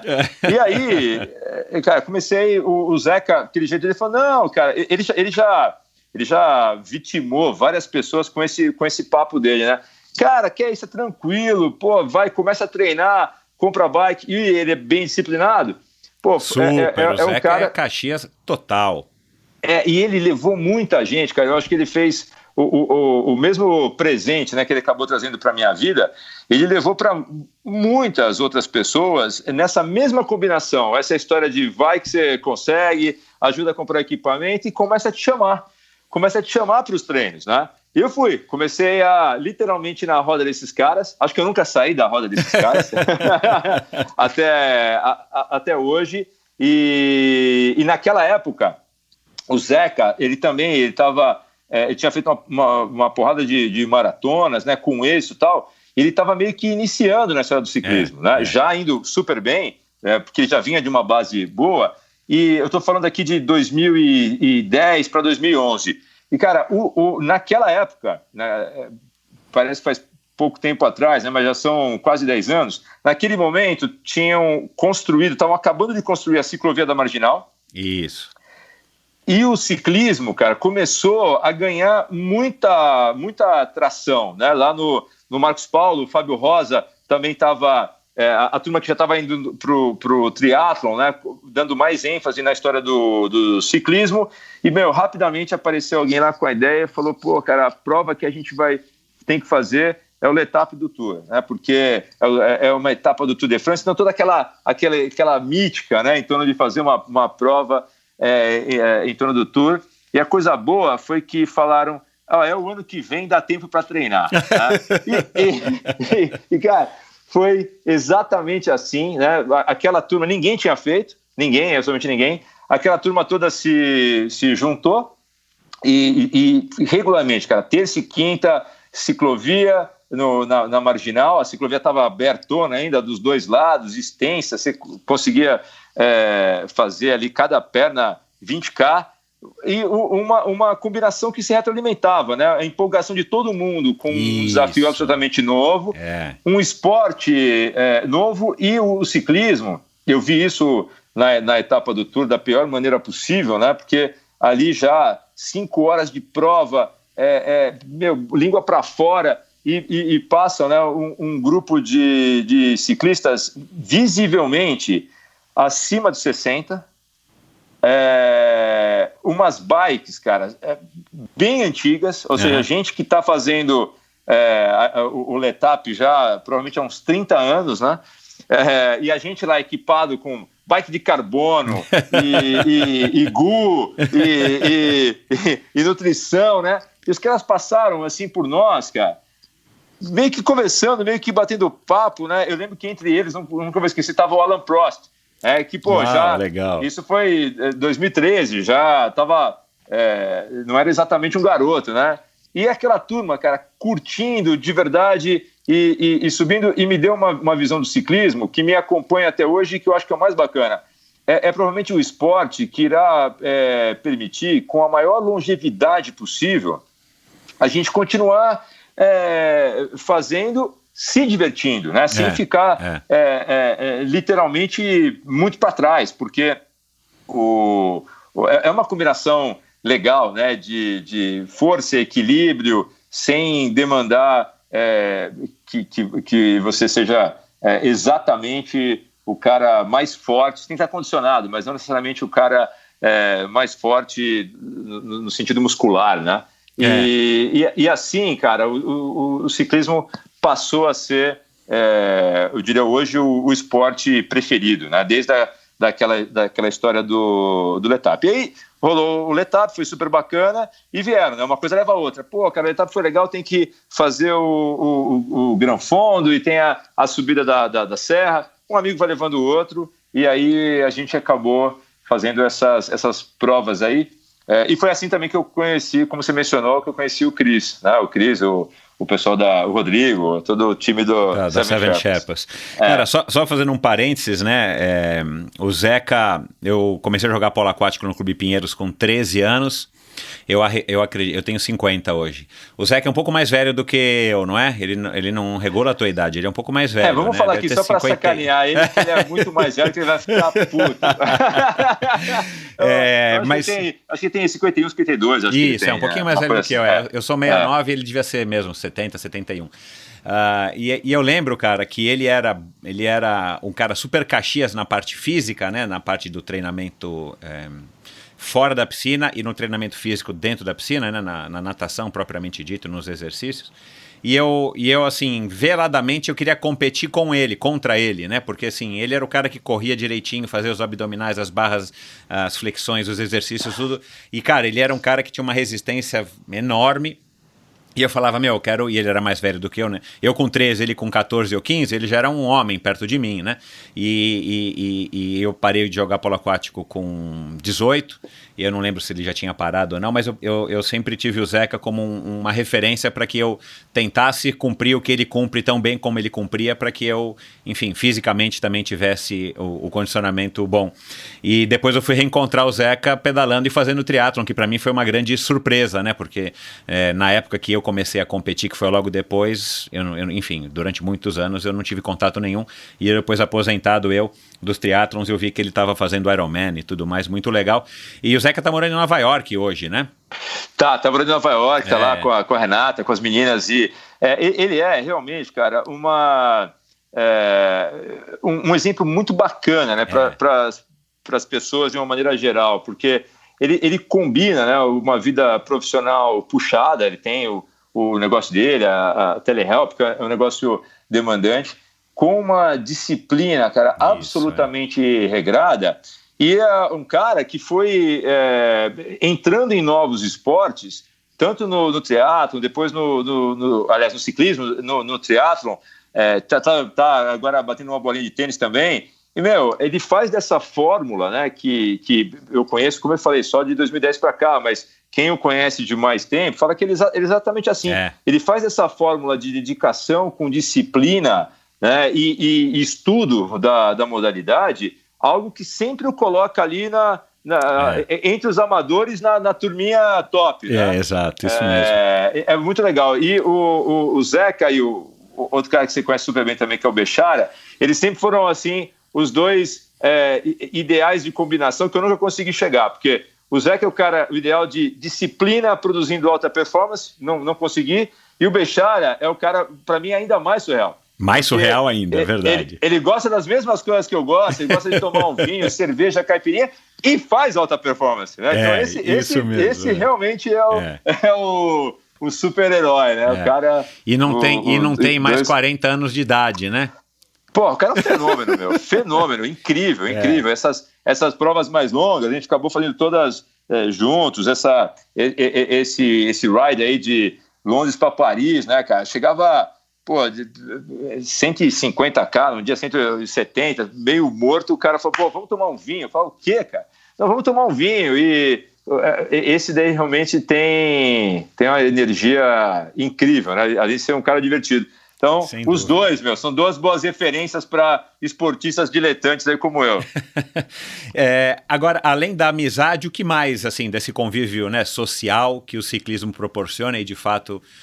uma das características que fez com que o ciclismo tivesse de novo um boom, aí, um renascimento entre os amadores, nos últimos anos aqui no Brasil é exatamente essa questão de promover um contato social que a corrida teve, né, há 20 anos.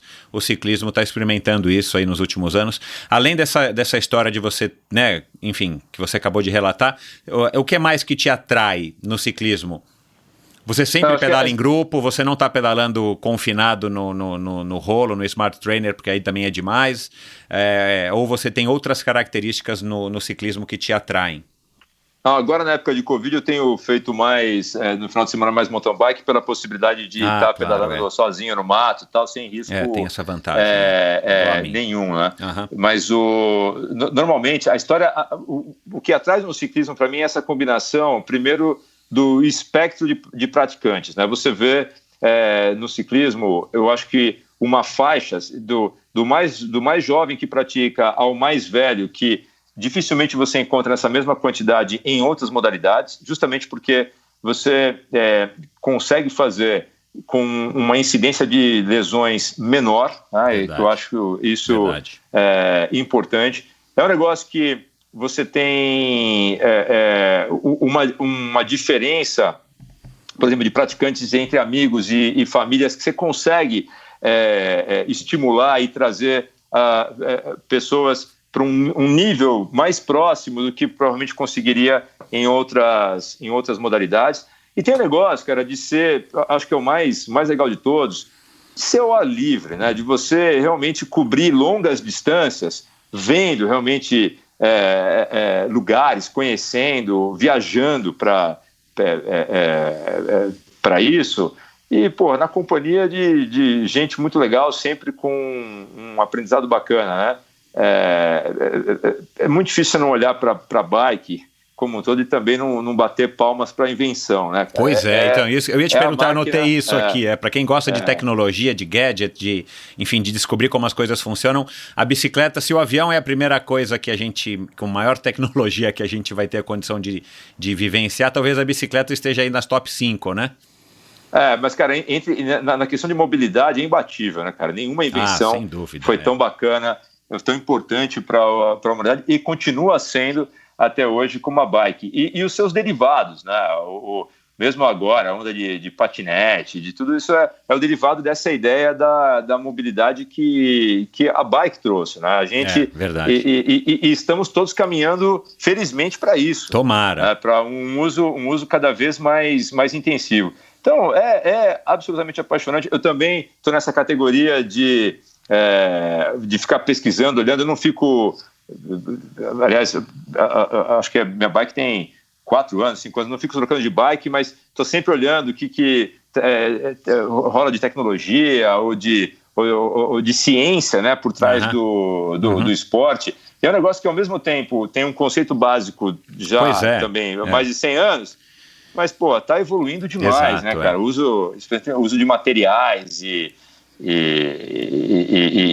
combinado a resistência, a performance, enfim, combina essas coisas todas de ser um esporte na tecnologia com o espírito mais básico, né, de performance que qualquer modalidade esportiva traz. Legal.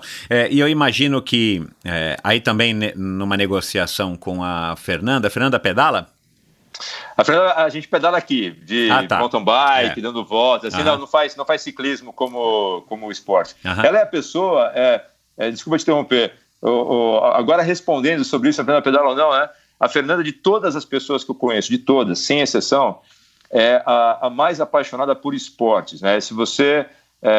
eu gosto muito, consumo muito, assisto muito, mas eu não sei se tem alguém que eu conheço que conhece tanto sobre tantas modalidades esportivas como ela, né? Ela é aquela pessoa que realmente acorda de madrugada para ver final de Grand Slam, adora.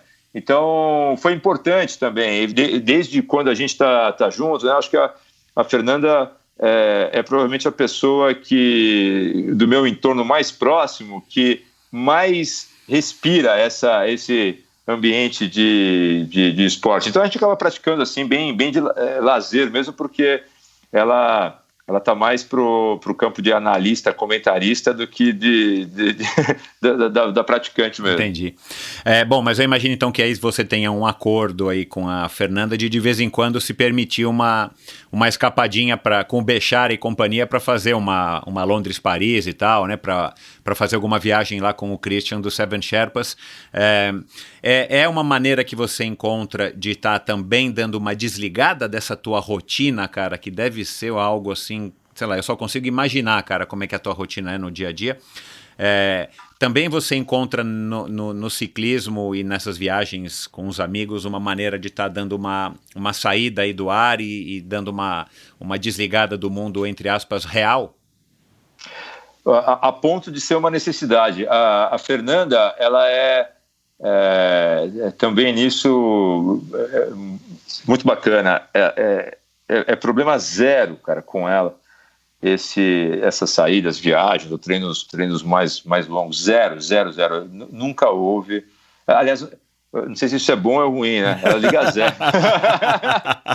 Nunca houve, cara. Nunca foi uma discussão. A gente já teve várias, mas nunca foi em torno desse tema, né? De estar fora para fazer por conta do esporte. Ao contrário. Se não fosse, cara, te dando essa exata dimensão da importância que tem para mim, de tudo, no comportamento, no humor, na capacidade de lidar com os desafios. Se não fosse isso, teriam que ser drogas pesadas, cara, para trazer o mesmo tipo de efeito. É de fato uma necessidade, e aí talvez seja o único aspecto, o único mesmo, dessa trajetória esportiva que eu falaria com um certo orgulho, né, que se assemelharia a uma conquista. Uhum. Eu nunca, desde os 6 anos de idade, eu nunca deixei de praticar esporte. Nunca, em nenhum momento, e em todos os momentos mais difíceis, o volume aumentou, né? Como está acontecendo agora, um momento super difícil do ponto de vista profissional, e aonde o esporte é com certeza o pilar mais importante para esse equilíbrio físico, mental e de resistência mesmo, de aguentar. Quando essa crise se desenhou ali na semana pré-carnaval, antes ainda da primeira contaminação, eu vislumbrei o que seria a minha rotina de trabalho dali para frente, e quase com a mesma preocupação que esses maiores desafios, que para a maioria dos esportistas não é grande coisa, mas para mim foram pequenos Everestes, ou grandes Everestes, né? Que gera ansiedade, gera medo, né? De, não consegui, não vou fazer. Todos eles, por estarem no horizonte, em algum momento, geraram para mim uma mudança de rotina ou de treino, né? Um plano de treino, de capacitação física e mental. Foi exatamente o modo que eu entrei naquele período. Eu preciso me condicionar para aguentar, para performar essa prova, por fazer vencer essa etapa, né? E isso entrou no meu plano de treino, que é lá religiosamente desenhado pelo Marcos Paulo, que virou. Não, eu até fiz questão de mencioná-lo aqui, porque eu acho que cara, é um outro cara que eu tenho uma super gratidão, porque é incrível, né? Não sei se ele colocou isso em algum algoritmo de computador, mas o Marcos Paulo, cara, ele me ajudou tanto quanto através do treino, das planilhas, mas nas conversas, cara, nessa dimensão mental, emocional, quer seja para as provas, que para mim, como eu falei, eram provas difíceis, ou para os momentos mais difíceis da vida profissional, sem que eu demandasse. Isso que é a coisa mais legal, né? Só realmente do cara sacar ou de ver, né? Pelo treino performado, ou ainda por ler uma notícia, ou por saber que por amigos que era um momento complicado, né? é um cara que sempre aparece e acaba no aspecto holístico, assim, né, ajudando de uma maneira fundamental, decisiva, para que eu consiga continuar fazendo as provas que eu me imponho, né, por opção, ou que ainda a vida pessoal, profissional, acaba impondo a mim, né? Então, eu estou lá, acho que religiosamente é um exagero, mas com alguma disciplina, seguindo o que esses monstrões aí estão me falando que é legal fazer.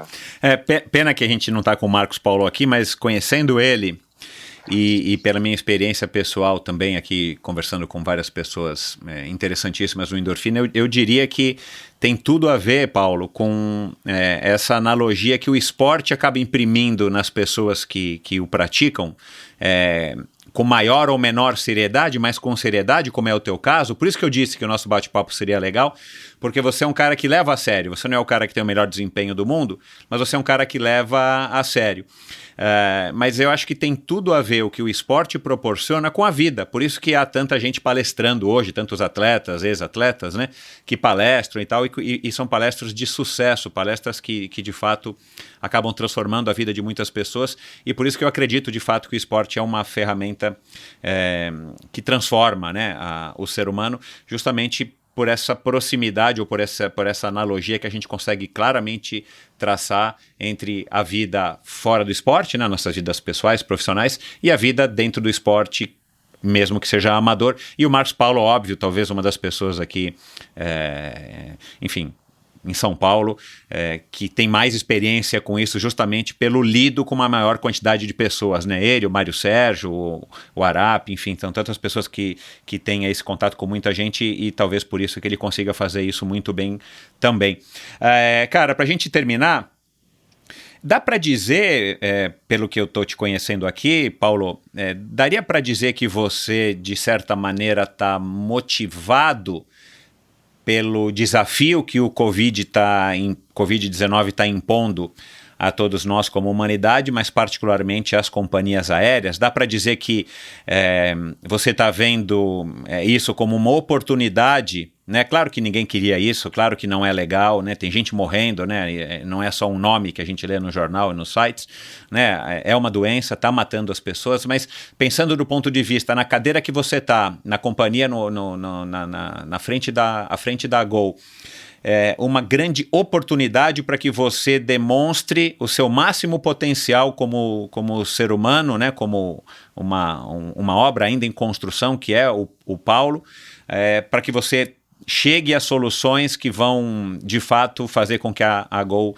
passe por essa fase da melhor maneira possível e que prospere, né, enfim, por muitos e muitos e muitos anos ainda pós-Paulo, pós-Covid e tal, porque agora eu vejo isso, né, é o que eu gosto de dizer, se Neguinho não tivesse tomado muita chuva na cabeça, ninguém teria inventado um guarda-chuva em algum momento, né, e talvez para vocês, que sim, trabalhe numa equipe gigantesca, né? A empresa não depende de você, mas você é a pessoa que no momento está dando as diretrizes para a companhia. Você vê isso como uma excelente oportunidade de você, como profissional, estar escrevendo de fato aqui o teu nome nos livros de história da aviação brasileira e talvez da aviação mundial, de estar fazendo com que a Gol seja uma empresa que daqui a 20, 30, 50, 100 anos olhe para trás e fale, olha, naquela época o Paulo era o presidente, ele conseguiu, né, navegar a gente, como está aquela propaganda da XP agora, né, na TV do Amir Klink falando, né, dos mares turbulentos e tal. Achei uma analogia muito legal também, que você vê que é o esporte, né, numa analogia bem real. Total. O mares turbulentos é mais ainda, né, real. Você vê isso como uma oportunidade ou o desafio é tão grande que você ainda não conseguiu ver isso? Bom, Michel, não, cara, eu ainda não consegui ver. Esse é o desafio mais difícil da minha vida profissional e acho que para muita gente, né, dos mais difíceis, se não mais. Eu acho que a resposta apropriada e objetiva para essa tua pergunta está na perspectiva a mesma perspectiva do comentário que eu fiz agora há pouco, né, do que motiva.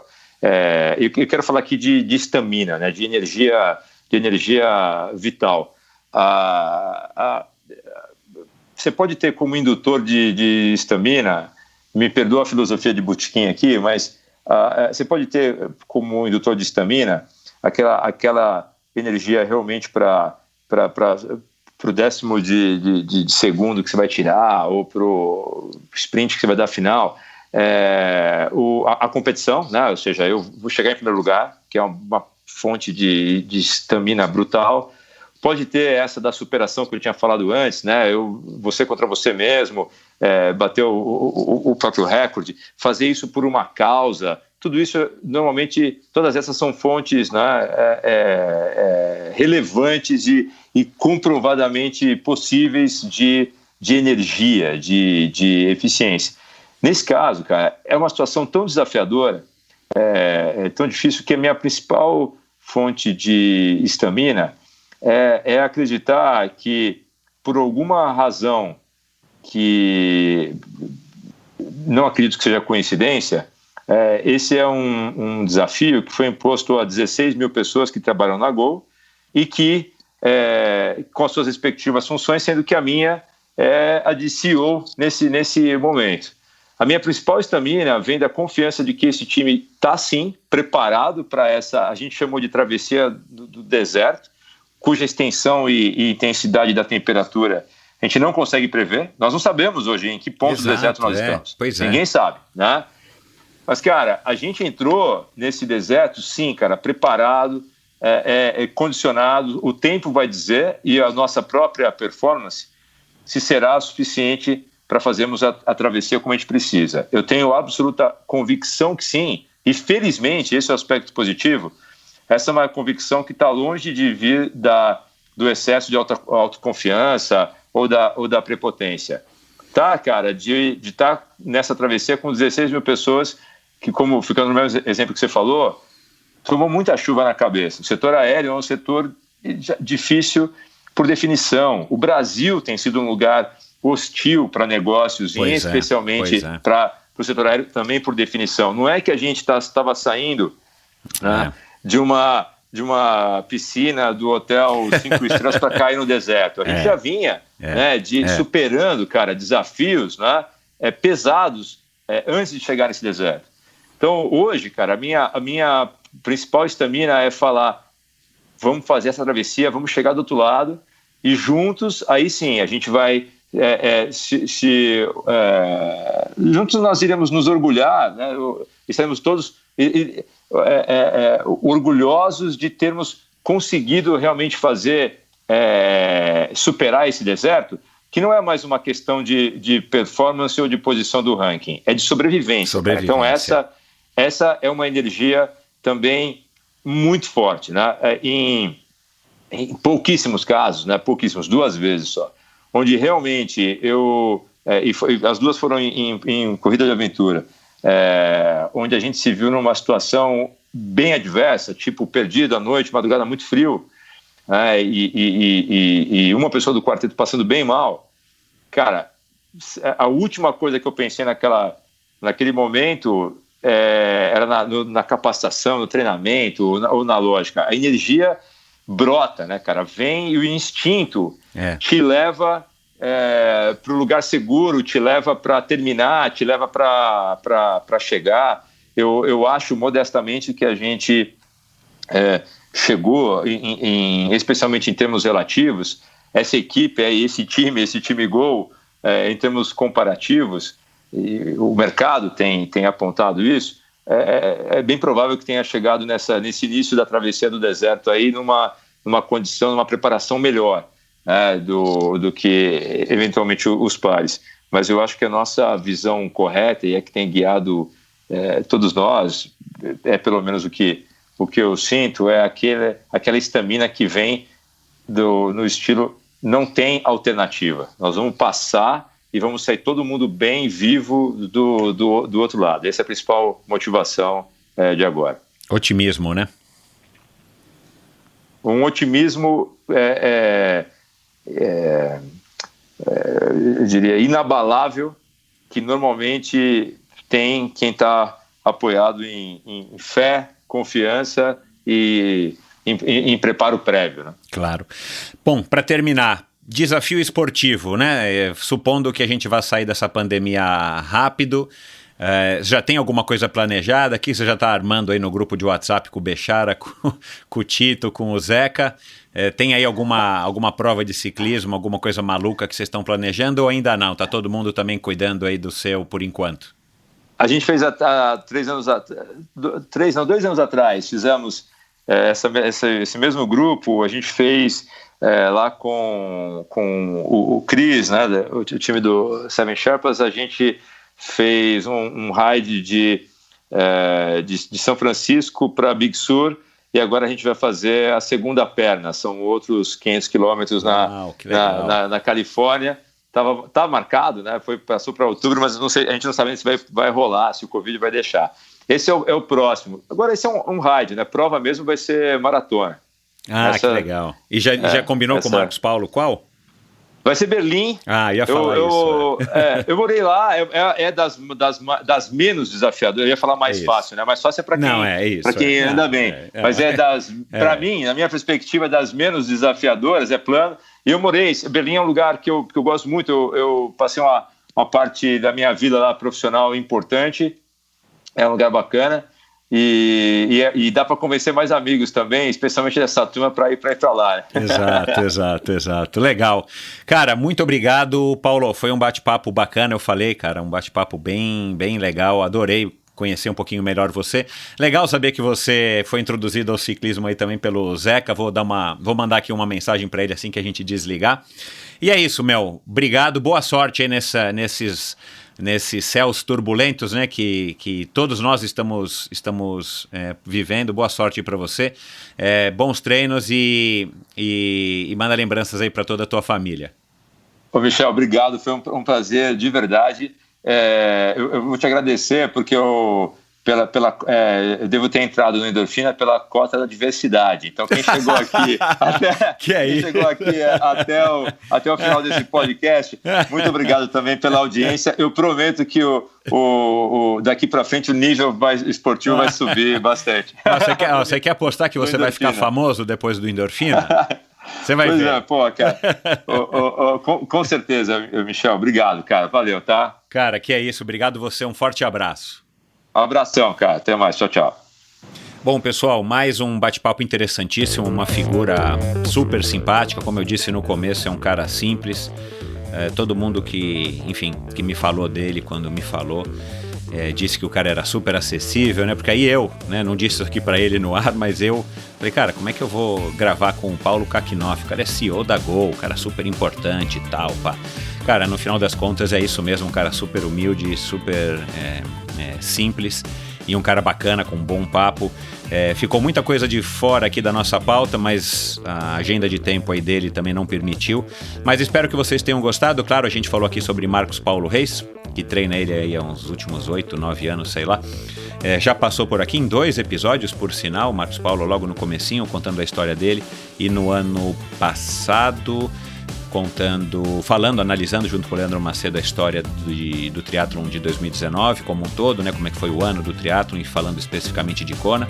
Nós gravamos logo após o Ironman do Havaí no ano passado, então se você não ouviu, se você está chegando agora, tem muito episódio legal que já passou aqui, muito convidado bacana, né, que já passou pelo Endorfina, já são mais de 160 gravações, 160 convidados, então vai lá, dá uma olhada no mesmo agregador que você está ouvindo esse episódio, dá uma olhada, dá uma vasculhada e ache todos os episódios de Endorfina. Agradeço a audiência de vocês, deem um alô pro Paulo, acabei não falando com ele disso no ar, mas vou colocar aqui a rede social dele para que vocês possam dar um alô para ele, e deem um alô para mim, claro, deem um alô aqui para o Michel no Endorfina BR, me dizendo no Instagram, me dizendo se você gostou, se você não gostou, enfim, o que você achou desse bate-papo e quem mais que você gostaria de ouvir aqui no Endorfina. Isso para mim é super bacana, super relevante. Eu adoro receber as sugestões de vocês. Aliás, como eu já disse, o Paulo Kakinoff foi mesmo uma sugestão do Christian Kittler, dono do Seven Sherpas e patrocinador deste episódio. Então, vamos lá, participem. Até o próximo episódio do Endorfina com mais um convidado espetacular para nos inspirar. Um abraço, valeu! Esse episódio foi um oferecimento da Bovem Energia. A Bovem é uma comercializadora, uma gestora e uma geradora de energia. Assim como para os meus convidados, para a Bovem Energia é um assunto muito sério. Uma empresa sólida e confiável, com profissionais experientes e treinados para lhe oferecer agilidade no atendimento, robustez e competência na condução dos negócios. Saiba mais em bovem.com.br. De energia, a Bovem entende. E esse episódio também foi um oferecimento da Seven Sherpas. Seven Sherpas tem como lema explorar o mundo praticando esportes. A Seven Sherpas é uma empresa com sede na Califórnia, especializada em experiências esportivas nos destinos mais top do mundo, com roteiros exclusivos desenhados por experts em viagens e esportes. Além do calendário de viagens programadas, a Seven Sherpas tem como grande diferencial os day rides em mais de 30 cidades pelo mundo e viagens customizadas para você, sua família ou grupo de amigos, como faz uso aqui o meu convidado de hoje, o Paulo Kakinoff. Para saber mais, visite sevensherpas.com, Seven, lembrando sempre, é numeral, o número 7, e passe a seguir agora o @SevenSherpas para você dar uma olhada aí no Instagram deles, que o Christian posta aí bastante imagens, bastante coisas legais e bem motivadoras. Esse e todos os episódios do Endorfina são editados pela produtora Pulsante. Obrigado por ouvir esse episódio do Endorfina. Acesse o endorfinabr.com, vá no post do episódio de hoje para conhecer um pouco mais sobre o meu convidado e alguns assuntos abordados em nossa conversa. Lá você ainda encontra todos os episódios do Endorfina. Siga o Endorfina BR no Instagram e confira imagens inéditas e inusitadas dos meus convidados. Participe enviando comentários e sugestões. Se você curtiu, colabore assinando o Endorfina no seu agregador de podcasts preferido e compartilhando com seus amigos.